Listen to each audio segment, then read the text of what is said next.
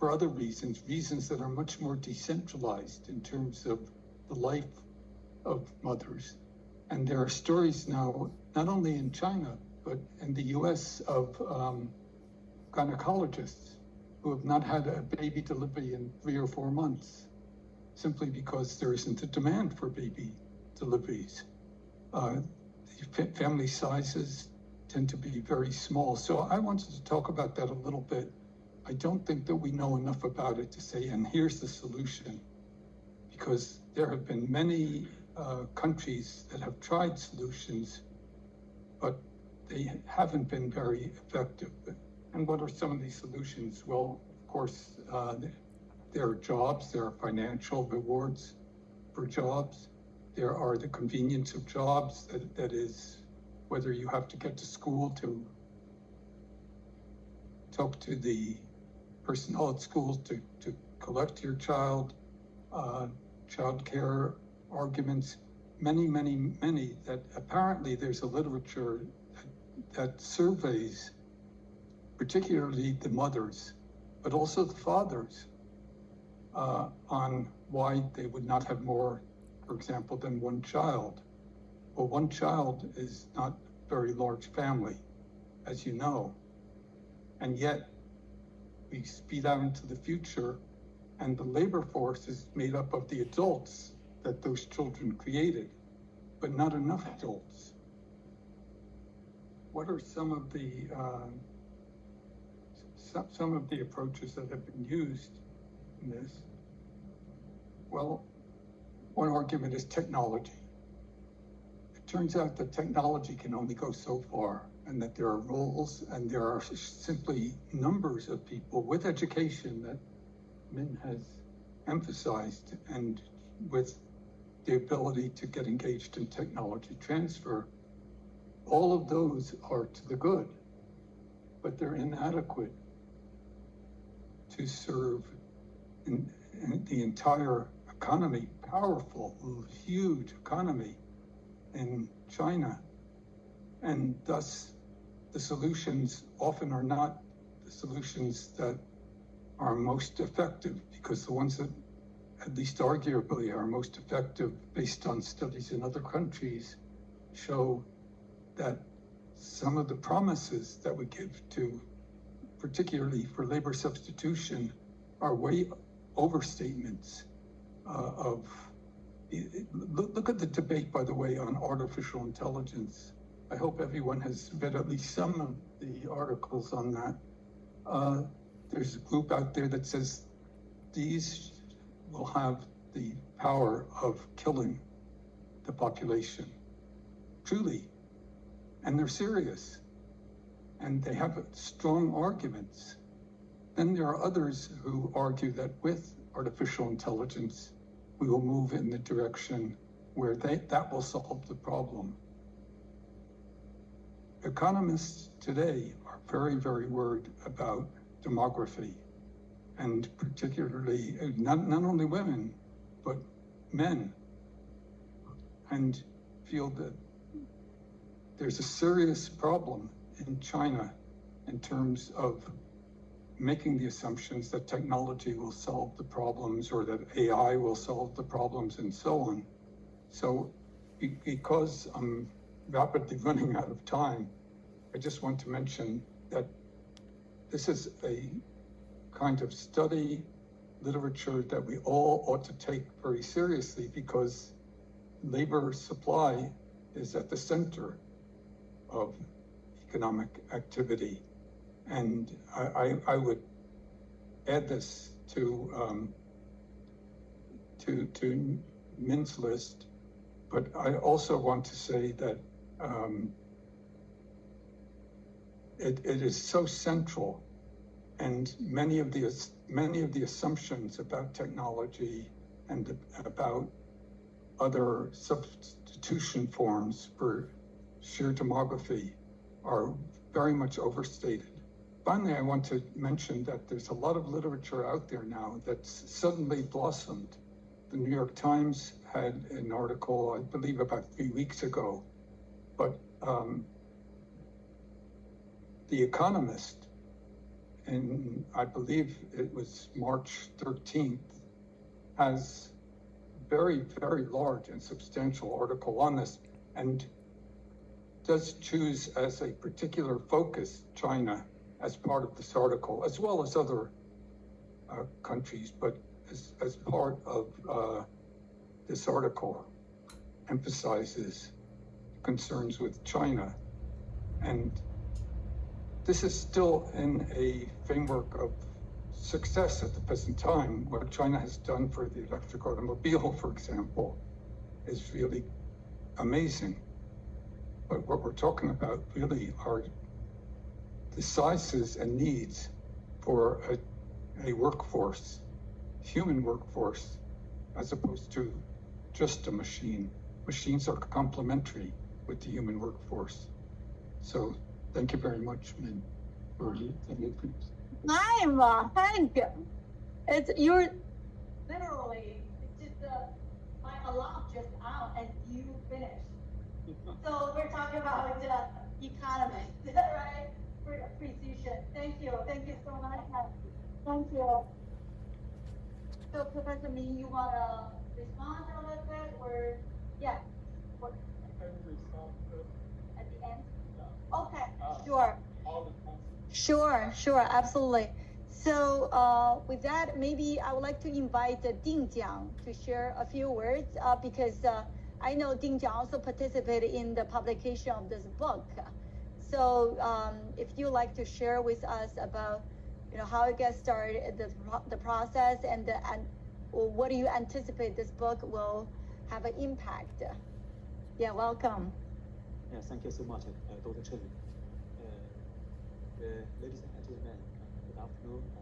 It's my great honor to attend the 25th anniversary of the Center on Chinese Education, Teachers College, Columbia University.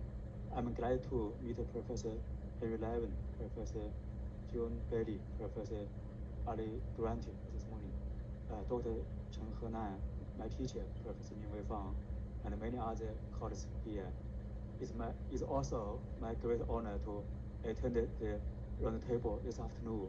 Congratulations of the launch of Professor Min, the new book, Education and Economic Growth in the specific institution of China. Professor Min, this new book is the most important research achievement of my school, Graduate School of Education, Peking University, in the year of 2025. It's also Professor Min's most important publication during the past years. I know that it took a long time for Professor Min and his research team to finish this great book. A moment ago, I'm surprised that Professor Min will have a new and in-depth book next year.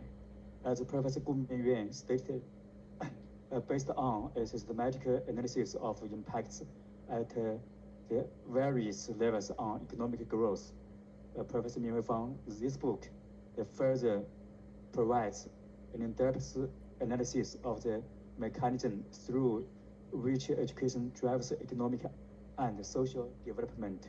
It also offers empirical evidence on the role of education in promoting innovative, green, open, and inclusive development. This book carries significant values in both theoretical and practical dimensions. 20 years ago, the U.S. National Research Council published an important report, Scientific Research in Education. This report identified 3 basic characteristics of educational research. First, multidisciplinary. Second, moral consideration. Third, the integration of theory and practice. During the almost past 4 decades, Professor Min Wei Fang has served as a key policy advisor for the Ministry of Education of China. At the same time, he was a senior expert of the World Bank. His educational research demonstrates a strong integration of theory and practice, with many of his research findings translated into China's education policies and practices. For example, both the cognitive development of higher education, 高等教育内涵式发展, and the scale efficiency of colleges and universities that Professor Min raised in early 1990s, the cost sharing of higher education and tuition fees that he raised in middle 1990s, the improvement of building and facilities in primary and secondary schools of China's poor and less development provinces supported by the World Bank 30 years ago, and so on, integrating with his long-lasting research. Professor Min Weifang contributed significantly on China's education reform and development. I believe this new book will also offer important policy implications on how education drives the economic in specific and drives national development in general. Thank you. Thank you, Ding Jiang, for your comments. Now let's welcome Professor Qiuheng Shi from Xiamen University. I just also want to point it out, Professor Shi's team just arrived. They just landed at JFK, and they came in 2 minutes ago. And we have Professor Jing Wen from Xiamen University, and 2 doctoral candidates from Xiamen University. Thank you very much. So Professor Shi's remarks gonna be in Chinese and translated by Professor Jing Wen. May I invite you to come here? You can translate it. Thank you. In Chinese. 首先感谢 TC 和陈鹤南博士的邀请。刚才也从这个雷伟教授和闵维芳教授呢，刚才的发言里面也有很多的启示啊，非常感谢。Okay, first of all, thanks very much for Teachers College's invitation. It's a great honor for us to here to attend this event. And just now, Professor Levin and Professor Ming's speech is very much inspired. So it's really good here. 教育经济对国家的发展呢，应该说是非常大的啊。这里我也谈一个我自己的研究和感受，就是大家如果有注意呢，就会发现这个2017年初，中国可以说是第一次除了高等学校的分类体系的这个设置以及管办评的分离。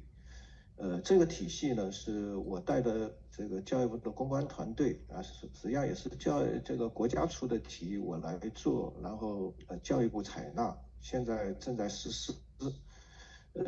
这个可以说呢，也是一个国际交流和这个教育和经济关联性非常大的一个话题。Okay, first thing is that as we all know, the economics of education has made a great contribution to the educational system and also as well as the economy system.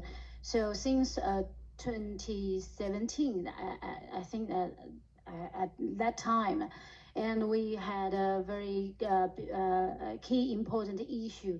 So about the classification of Chinese higher education institutions. So I was a principal, an investigator, and the chair professor for that for this grant, for this key research project. So actually that was issued by the central government, and then my team has did a lot of research in that. And then the Ministry of Education has adopted our research. That's that time was very great. So I want to thank to both Professor Shi and Professor Wen, especially Professor Wen, just arrived after a long flight from China with jet lag, but you did a fabulous job interpreting. Thank you. Thank you very much. Now let's hear insights from our friend, Professor Mike Jonak, because as I just mentioned, Mike has a lot of international experience. And so today's panel, we want to hear some international perspectives. Of course, previously we focused on China, but we want to hear, Mike, your international observation perspectives. Welcome. Thank you, and welcome to everyone. Congratulations, Professor Min, on your book and on your accomplishment. My thanks for the chance to be here on such a distinguished panel. It really is a great honor. And I have read a fair amount over the last week of your work, Professor Min, so I'm very grateful for Google Translate, which has helped me understand the breadth and the scope of your writing over the years, and much appreciation. And Hank, very good to see you. I don't think we've seen each other since a dinner too long ago. And I thank everyone who's made the long trip, and I can barely pronounce my name when I come off the flight, so I'm amazed that you were able to make comments and actually translate on the fly as you did that, so thank you for that. Given the breadth of the perspective from the point of view of an economic perspective that Professor Min offered, I wanted to at least address the question based on my own experiences and work in looking at other countries and the relationship between education and national development. And since we're sitting in this room, and on the other side of this wall, there is a painting of one of the prior presidents of Teachers College, Lawrence Kremen. Lawrence Kremen met John Dewey for the very first time because of a Chinese doctoral student who was here at TC, Xingnang Wen, who became a philosopher of education and was at the University of Nebraska for many years.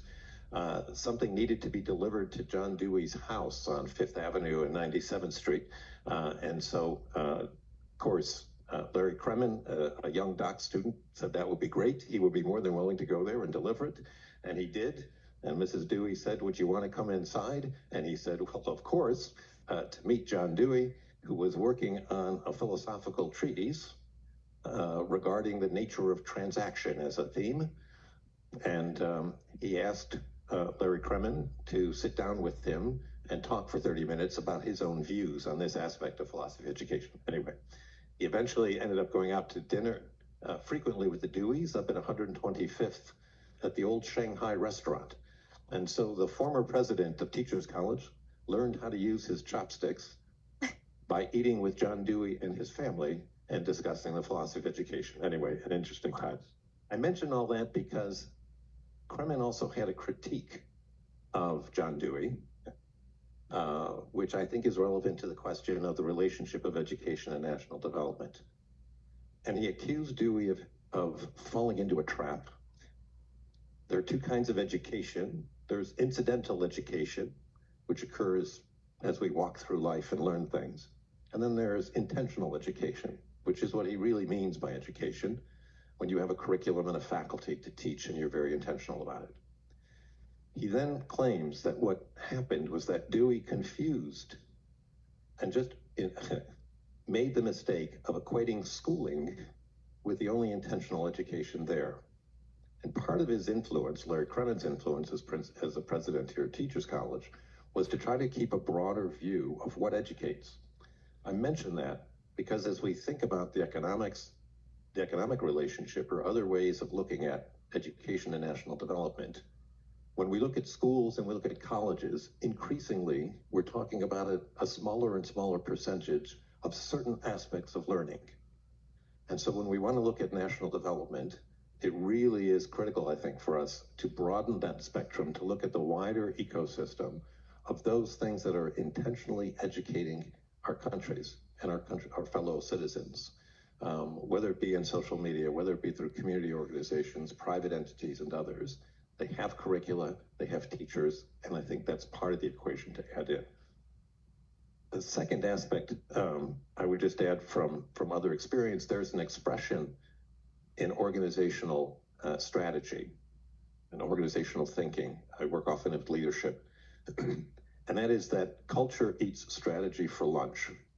That's a very peculiar English expression, but essentially it means you can have great plans for what you want your organization to be, and then the culture changes and none of that works. Hank, I thought of your comment about the birth rates, for instance, and the changes in culture. And in the US, we're experiencing what it seems to me is a cultural phenomenon relative to higher education and its association with elite culture. That's a cultural shift that is affecting higher education, including this institution, rather directly. So for all the strategy we may have had in higher education, the wider culture needs to be tended to. And part of our task, I think, when we think about the relationship between education and national development, is to make sure we are doing our work to understand that wider culture and its implications, because I think increasingly we cannot escape that, even if we think we maybe should, because we're professionals. The birth rate, I mean, when I was just in, Hainan, you mentioned my being in Shanghai and Hangzhou recently, a leader of a private school of a network of schools in China said that his internal models predicted that in 5 years, half of the elementary schools in China would have no entering class. And my conversations at least indicated there are these wider, deeper cultural currents that need to be tended to as a part of our task. I mention all that because of another faculty member here years ago at Teachers College named George Counts, who was a colleague of Dewey's, but he preferred sociology to history and to philosophy. And he argued that what you need to do is to look at what people do and draw their values from that, rather than try to speculate on what the proper values ought to be. And I would urge us to follow that impulse to, as educators, be developing as a profession our students as leaders, as teachers, as counselors, and others, as leaders of higher education institutions, to attend to the cultures in ways that is a part of their professional upbringing. And I would suggest, in the spirit of bridges, that different kind of professional that is attuned to an agility of looking at the culture and developing intentionally a capacity for judgment about the directions of that culture are part of what we need to create in a new profession. And perhaps that's a task universally between countries such as the China and the US, to be thinking about how do we create the tools for that kind of profession to develop. Thank you very much. Great, excellent. Thank you. Thank you, Mike. I love the story. I will definitely come back to you to know more about the story, the restaurant, old Shanghai restaurant.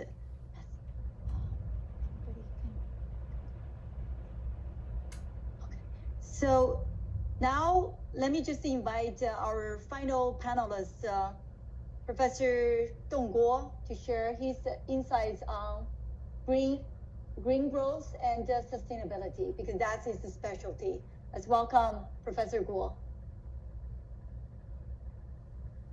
谢谢贺南啊。Thank you so much. I don't know if I have too many insights to share, but given what the other panelists have talked about, I actually have a serious question. But first, congratulations, big congratulations on the book. I think it's super timely. What Professor Levin talked about, the low birth rate. I think last time I read, the birth rate in China is like 1.16, right? It's lower than the United States. And in Shanghai in particular, it's maybe around 0.6, which is lower than South Korea, which has the lowest birth rate in the world. I just heard South Korea had a positive growth last year. So I think, there's a huge problems over there. There's high employment rate going on, especially in the young population. So how do education adapt to that? How do education adapt to AI? I think that's also a big question. I teach a class in SIPA, the School of International Public Affairs. We're gonna have our midterm on Wednesday. I told my students, I'm gonna make it short this year.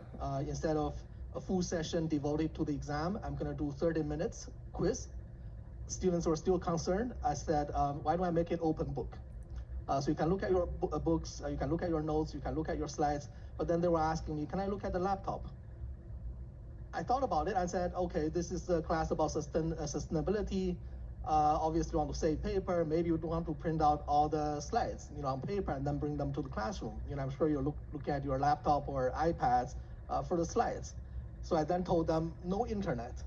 I don't want you to type the questions, in ChatGPT or DeepSeek or whatever, and then just, Googling the answers.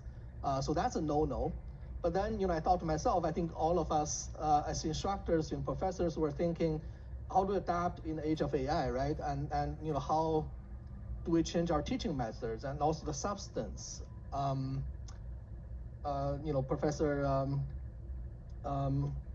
Janak, right, talked about the importance of incidental education, right? The things you learn outside the classrooms. Also even within schools.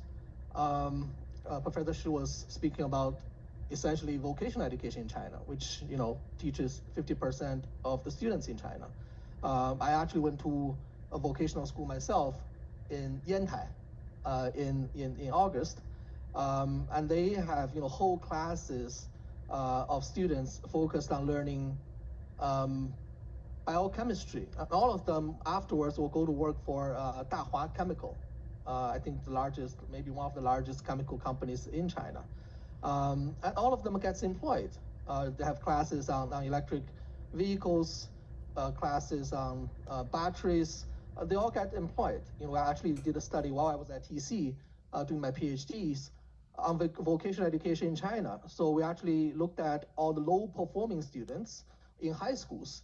And we found out, in our study, we're just comparing the low-performing high school students. Otherwise, there's a huge selection problem. So then we found out for the low-performing high school students, if they attended vocational education, they have much higher returns to schooling than if they went down to study in academic schools, universities and colleges. So maybe there's huge benefits, for them to become an electrician, to work in Dahua, or to work in an EV company. The salaries are substantially higher than if they went down, to college, and then I think we now have a saying among the college grads, 毕业即失业, right? You get employed right after you graduate. So those are huge problems in the age of AI. How do we, balance vocational education with academic education? So I think all of those are huge problems. Even at Columbia here, we constantly struggle with what we have to teach the students. Do we teach them more applied technical knowledge, or do we teach them concepts, big ideas, and for them to think of ways to adapt to the new world, to this information age? At undergrad level, at Columbia College, for example, the students are hugely anti-practical material. It's all about concepts, the big ideas, the core curriculum, all of that. But then at the grad schools, I teach this intermediate econ and CPA, then I don't know, maybe it's the most boring classes in their curriculum because no one wants to learn theories. They keep asking me, how does this economic theory will help me apply in environmental policy making? I struggle to answer that question. I just, I tell them, okay, so this is the foundational economics you have to learn before you can learn environmental economics. And once you do environmental economics, or maybe then, something in that curriculum can help you make environmental policies. So I think it's a constant struggle. Where do we teach? Do we emphasize practical instruction? Do we emphasize conceptual ideas? What do we teach outside of the classroom, especially in the age of AI? How do we adapt as teachers? Both in terms of our teaching methods and also in the things that we teach. I think those are huge questions. I had discussions with Tom Bailey as well when we were in China about the use of AI in education. Lastly, last point I want to make, I work at formerly the Earth Institute as a research scholar, now I'm a professor. The Earth Institute was built as sort of an interdisciplinary research institute, right? So in order to solve this climate change or sustainability problems, it requires subjects or scholars from different fields to work together and really collaborate. So that's how Earth Institutes were founded upon. When I visited China, I showed them a name card with Earth Institute. They said, "Oh, you are responsible for all of Earth's problems." that's quite broad. Because we really emphasize on interdisciplinary collaborations among the schools, among the different research institutes. But now I go to China, I see, so much, we talk about 内卷. There's lots of 内卷 in higher education as well, like evolution within higher education. There's so much compartmentalization in universities. I heard this story, I actually talked with, people from the Ministry of Education, I don't want to say who, maybe even at Beida, they were saying, I told them, oh, we have centers on, just talk about sustainability, we have center on carbon zero, we have center on carbon neutrality, centers on ESG finance, center on sustainable development, center on environmental protection. But they all are based in different schools, right? They don't really work together. And I said, wouldn't it be better if there's a research institute like the Earth Institute that can collaborate the different schools and motivate them to work across disciplines? Wouldn't that be more productive? They said, no, we're very proud of the competition we have among the departments. See, like, in our School of Law, we have degrees and programs in law and economics. And then in our economics school, we have economics and law.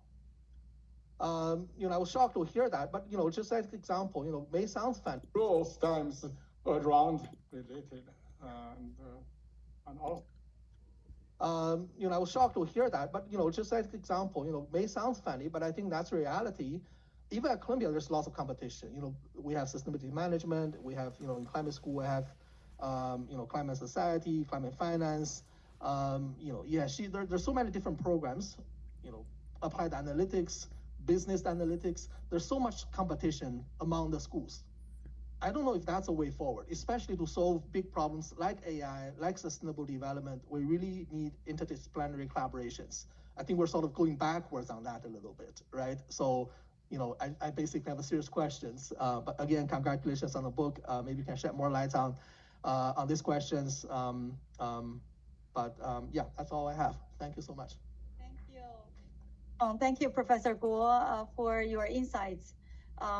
Yeah, I think there will be follow-up discussions in the near future because today's event is really like a world premiere of the book, right? So I think throughout the time, people will have opportunity to have further discussion. But now I think we have a few minutes. So audience, submit your questions. And Professor Ming read your questions and he's gonna answer your questions. Yes, please.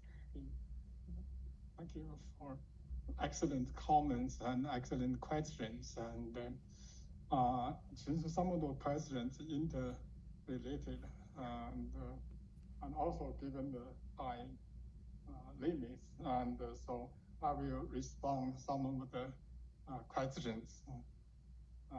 One question is regard what are some of the key characteristics of Chinese higher education about STEM education, and well, it's now in China, STEM higher education is strongly prioritized, and all the major leading universities enlarge new intakes in STEM students, and both at undergraduate level and graduate level, and not only the current university. There recently China established some strong new university.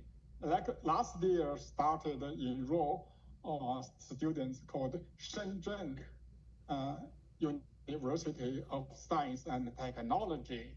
And another university started enroll students this year called Big Bay University. Big Bay refer to the area Canton, Shenzhen, Hong Kong, and Macau, like the Bay Area. This Big Bay University, purely 100% of students in STEMs. Of course, they know students in STEMs need a kind of humanistic preparation as a person. So they just provide a series of lectures in humanities and social science, but our students major in STEMs.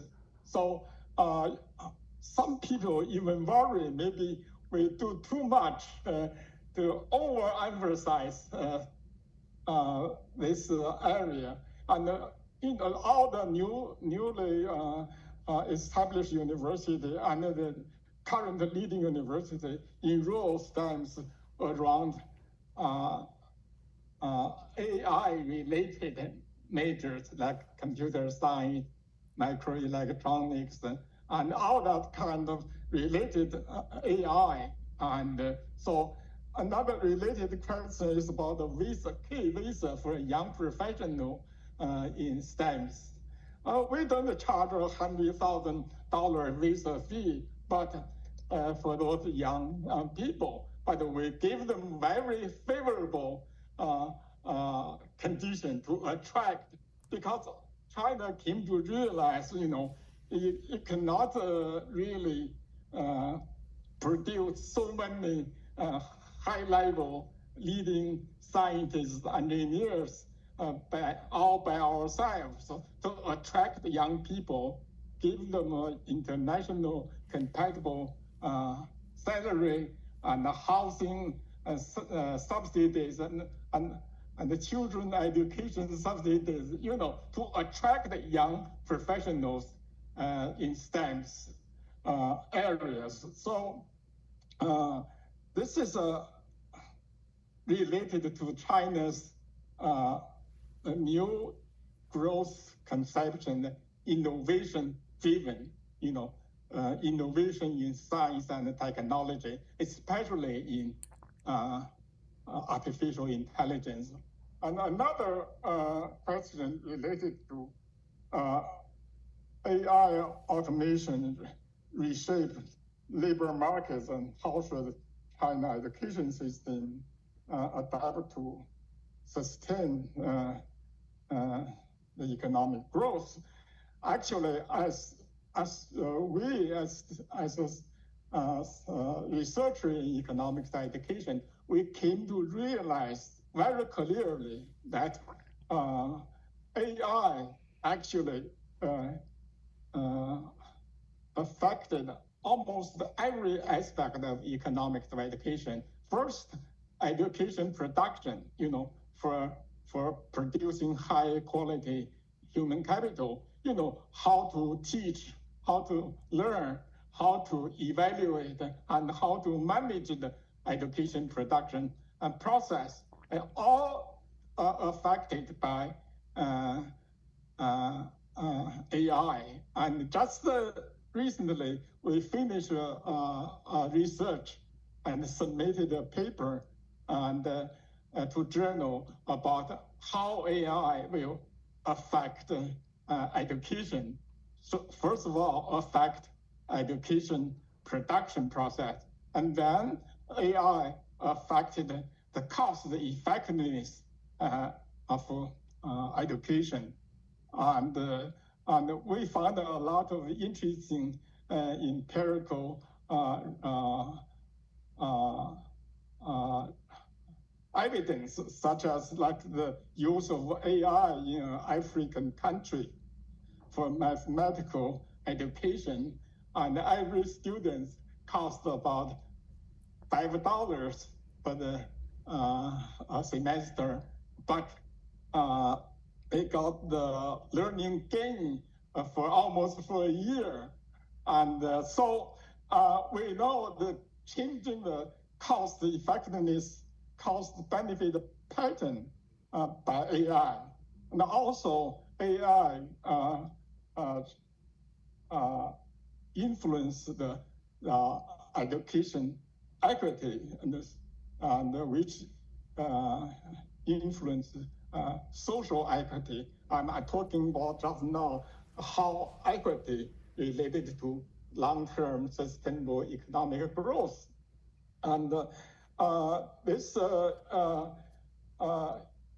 used to be like Stanford University, I was there yesterday, they have a tutor Copilot and AI program, it's provide more individually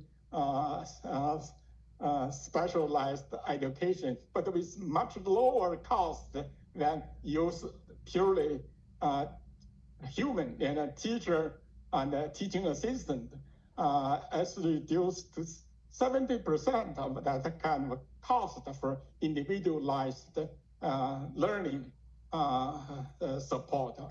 And also we came to realize it's changing the way that education impact on economic growth. And a study by the British think tank gave out evidence that if they use money to universalize using of AI in their education system, they will get a much higher economic growth. And the input in the use of AI compare with the gain economic return is 1 to 7. When it's, we were surprised to see those result. So that's why China really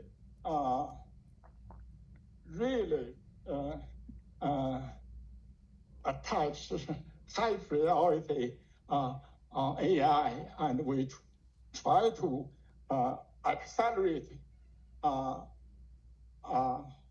development and using of AI in education, of course, also in many other sectors. And so there are questions about with the development of a society, how do changes in social demands affect education, and what should educators do to better prepare learner to meet the needs of this new society. Actually, the change of the society along with the development is dramatic. If you haven't been China in recent 10 years, I would suggest you to go back to China to see, the rapid change of the country. So, and then people's demand also changed. They want much higher and better and more equitable education services. And just before I came to America, I did field work in Zhejiang province, one of the coastal province, quite highly developed. And I talked with young people in their mid-30s. They told me the largest proportion of their income spending on their children's education. They want to provide much better education. Interestingly enough, you see China last year, the total GDP is 137 trillion. But the household, the people's saving in the bank is 151 trillion. The saving rate is very high.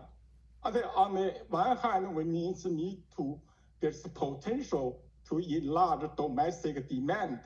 And on the other hand, we do research, what's the purpose of this saving?